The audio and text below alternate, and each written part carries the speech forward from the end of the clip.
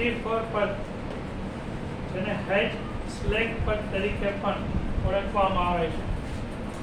H slag પદ કહેવાય છે. C4 પદ ખાસ કરીને ઉષ્ણકટિબંધની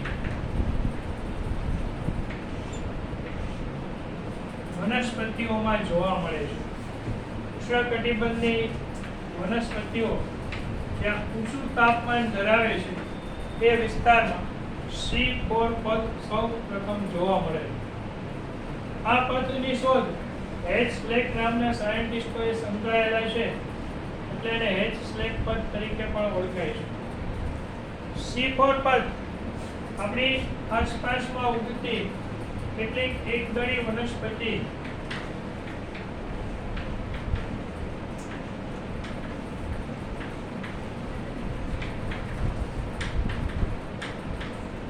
શેરડી, મકાઈ વગેરેના પર્ણોમાં આપણને C4 પદ જોવા મળે છે. એકદળી વનસ્પતિ કઈ શેરડી છે, મકાઈ છે. સૌ પ્રથમ C4 પદની શોધ શેરડીમાં થયેલી હતી. શેરડીના પર્ણોમાં C4 પદની શોધ થયેલી હતી.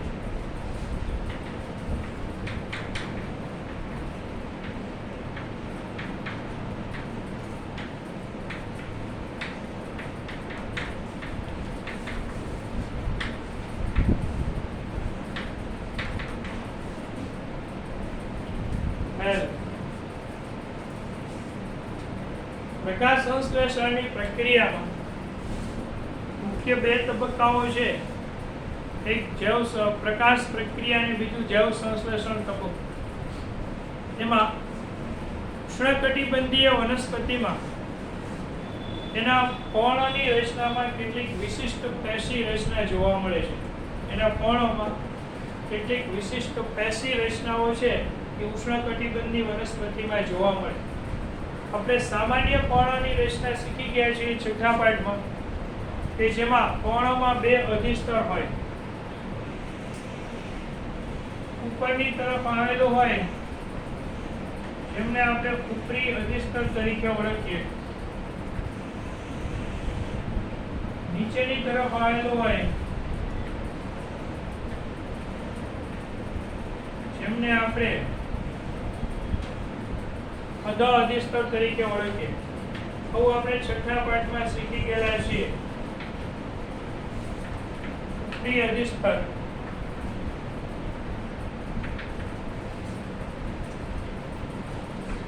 અધ અધિસ્તર. પછી વચ્ચે મધ્ય પર્ણપેશી આવેલી હોય. જ્યારે C4 પદમાં આ મધ્ય પર્ણપેશી વિશિષ્ટ આકારે ગોઠવાયેલી હોય. કેન્દ્રસ્થ ભાગે વાહિકુલ હોય. વાહિકુલ એટલે કે જલવાત અને અનુવાદ પેશીઓનો સમૂહ.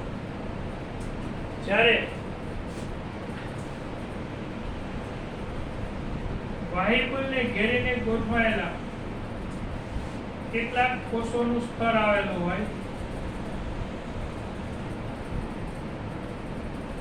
વાહિકુલને ઘેરીને ગોઠવાયેલા કોષોના સ્તરને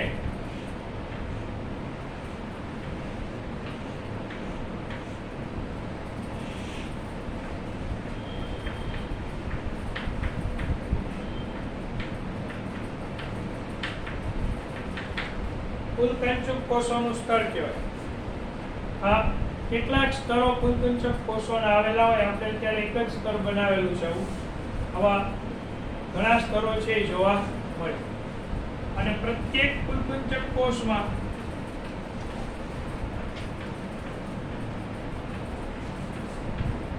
હરિતકણ હાજર હોય.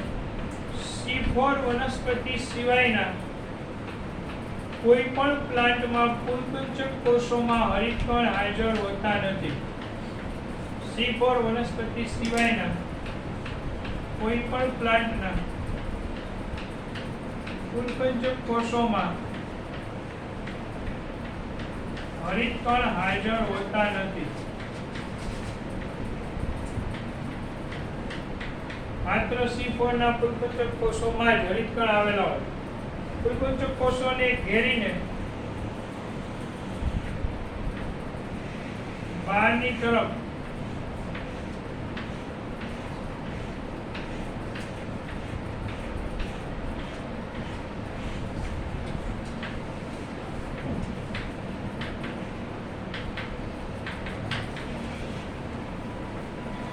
મધ્ય પર્ણકોષોનું સ્તર હોય.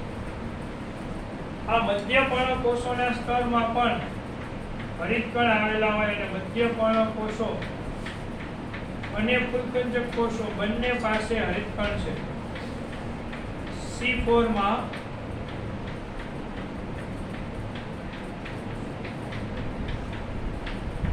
મધ્ય પર્ણકોષો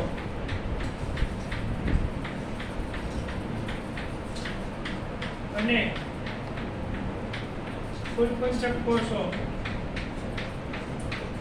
બંને પાસે હરિતકણ આવેલા હોય છે. મધ્ય પર્ણકોષો પાસે હરિતકણ હોય અને ફૂલકુંચક કોષો પાસે પણ હરિતકણ આવેલા હોય.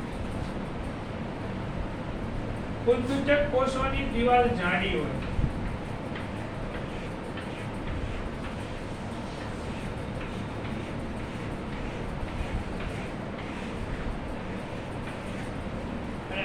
આ પ્રકારની ગોઠવણી ધરાવતી રચના છે જેને ક્રેન્જ પેશી રચના કહેવાય છે. ક્રેન્જ પેશી રચના C4 પદની વિશિષ્ટતા છે. ક્રેન્જ પેશી રચના એ C4 પદની વિશિષ્ટતા છે કે જેમાં મધ્ય પર્ણકોષો કોને ઘેરીને ગોઠવાયેલા હોય છે, ફૂલકુંચક કોષોને ઘેરીને ગોઠવાયેલા હોય છે. આ C4 પદના પ્લાન્ટ સિવાય બીજું ક્યાંય આપણને જોવા મળે. હવે C4 પદમાં મધ્ય પર્ણકોષો અને ફૂલકુંચક કોષોમાં અલગ અલગ પ્રક્રિયા થતી જોવા મળે છે.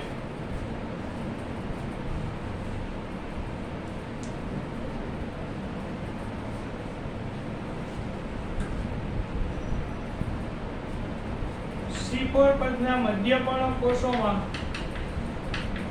પ્રકાશ પ્રક્રિયા થાય. અહીંયા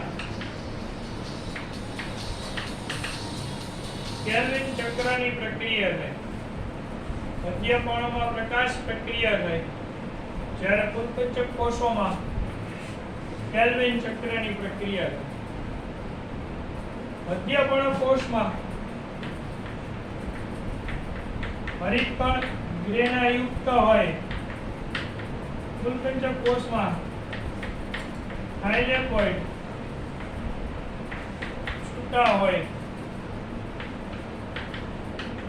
ગ્રેનામાં ગોઠવાયેલા ન હોય.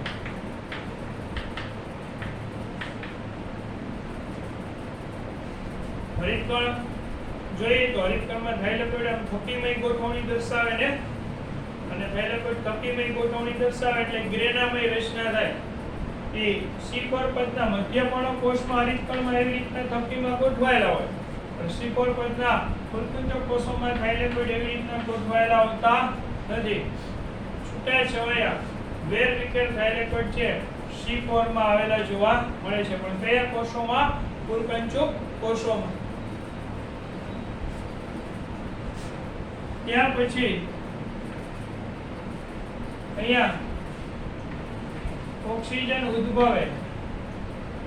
આમાં ઓક્સિજન ઉદ્ભવ થાય પછી મધ્ય પર્ણકોષમાં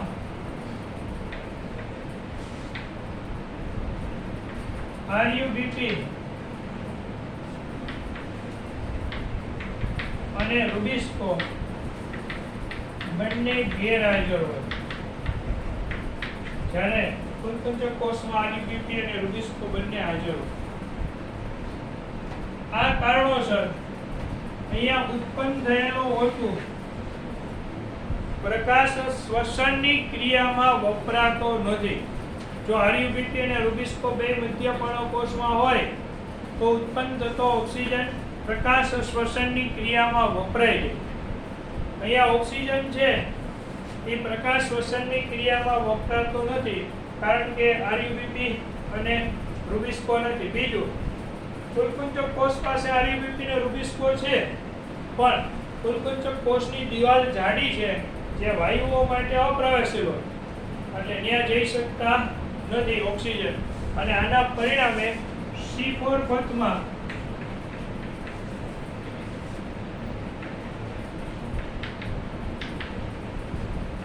પ્રકાશ શ્વસન થતું નથી, કારણ કે પ્રકાશ શ્વસન થવા માટે આરયુબીપી અને રૂબિસ્કો બે જોઈએ. હવે આમાં જ્યાં આરયુબીપી અને રૂબિસ્કો છે ત્યાં ઓક્સિજન નથી જતો, અને જ્યાં ઓક્સિજન છે ત્યાં આરયુબીપી રૂબિસ્કો નથી, એટલા માટે પ્રકાશ શ્વસનની પ્રક્રિયા થઈ શકતી નથી. આટલું ખ્યાલ આવી ગયું બધાને?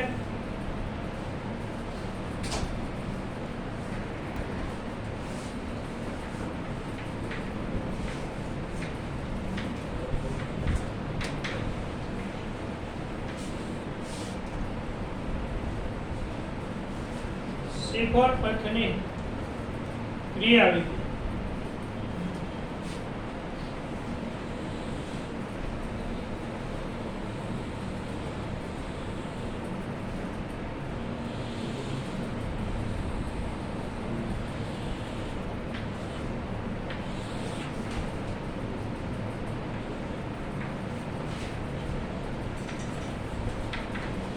મધ્યપર્ણ કોષ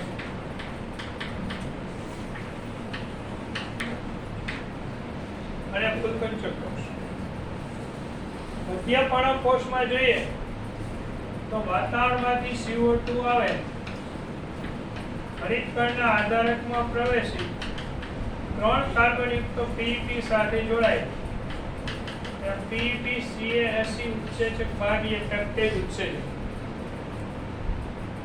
C3 પથમાં જોયું તો ત્યાં CO2 સૌપ્રથમ 5 કાર્બનયુક્ત રિડ્યુલોઝ બાયફોસ્ફેટ સાથે જોડાતો. અહીંયા CO2 3 કાર્બનયુક્ત ફોસ્ફોઇનોલ પાયરુવિક એસિડ PEP સાથે જોડાય અને પેપ્કેજ ઉત્સેચક ભાગ લે. એટલે 4 કાર્બનયુક્ત પ્રથમ સ્થાયી સંયોજન ઓક્ઝેલો એસિડિક એસિડ જોવા મળે. પ્રથમ સ્થાયી સંયોજન 4 કાર્બનયુક્ત ઓક્ઝેલો એસિડિક એસિડ. બરાબર. હવે આ 4 કાર્બનયુક્ત ઓક્ઝેલો એસિડિક એસિડ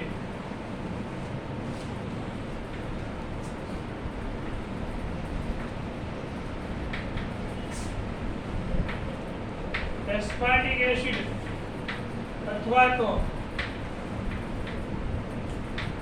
મેલિક એસિડમાં ફેરવાય.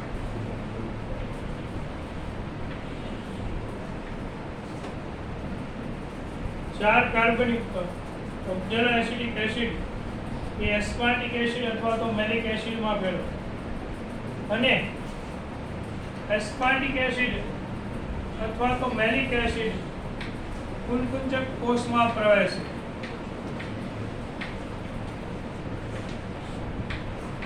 જે 4 કાર્બનયુક્ત. આ પ્રક્રિયામાં CO2 જ્યારે PEP સાથે જોડાય ત્યારે પ્રથમ બનતું સંયોજન કેટલા કાર્બનયુક્ત છે? 4 કાર્બનયુક્ત. એટલા માટે આ પ્રક્રિયાને C4 પથ તરીકે ઓળખવામાં આવે છે.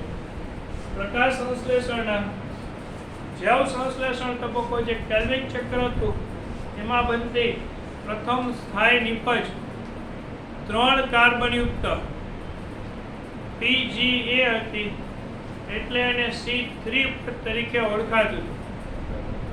જ્યારે અહીંયા પ્રથમ નિપજ 4 કાર્બનયુક્ત ઓક્ઝેલો એસિડિક એસિડ છે, એટલા માટે આ પ્રક્રિયાને C4 પદ તરીકે ઓળખાય છે. એક C3 પદ, કારણ કે અહીંયા પ્રથમ સ્થાયી નિપજ 3 કાર્બનયુક્ત હતી, અહીંયા પ્રથમ સ્થાયી નિપજ 4 કાર્બનયુક્ત છે, એટલે C4 પદ.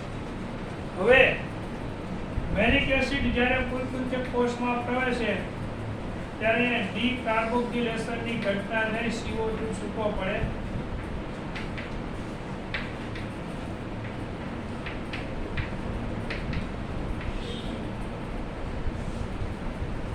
અને 3 કાર્બનયુક્ત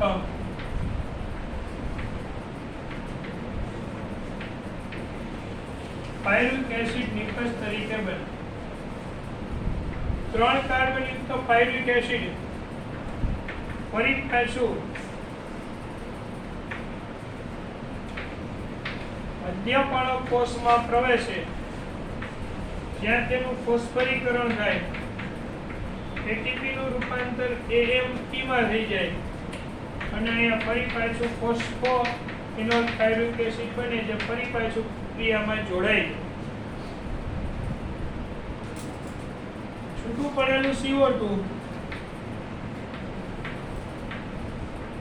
કેલ્વિન ચક્રમાં પ્રવેશે.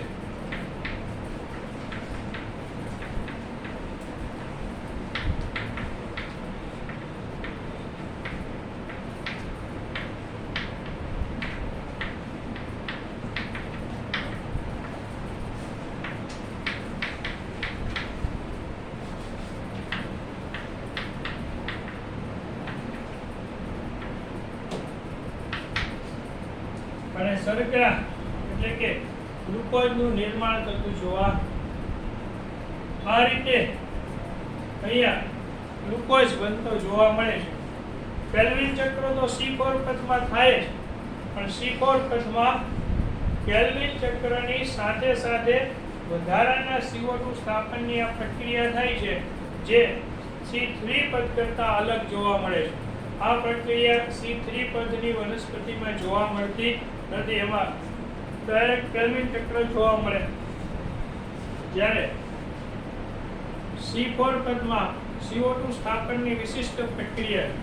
બીજું, C4 પદમાં પ્રકાશ શ્વસનની ઘટના નથી બનતી, તેથી તેની ઉત્પાદકતા બમણી થઈ જાય છે કોના કરતાં? C3 પદ કરતાં. અને C3 પદ કરતાં C4 પદની ઉત્પાદકતા બમણી હોય, કારણ કે પ્રકાશ શ્વસન થાય તો સ્થાપન કરેલા કાર્બનનો વ્યય થાય. જ્યારે અહીંયા પ્રકાશ શ્વસન થતું નથી અને સ્થાપન કરેલા બધા જ કાર્બન છે એ ગ્લુકોઝના નિર્માણમાં વપરાશે. તો આ C4 પદની ચર્ચા હતી, એની ચર્ચા અહીંયા પૂર્ણ થઈ. આપણે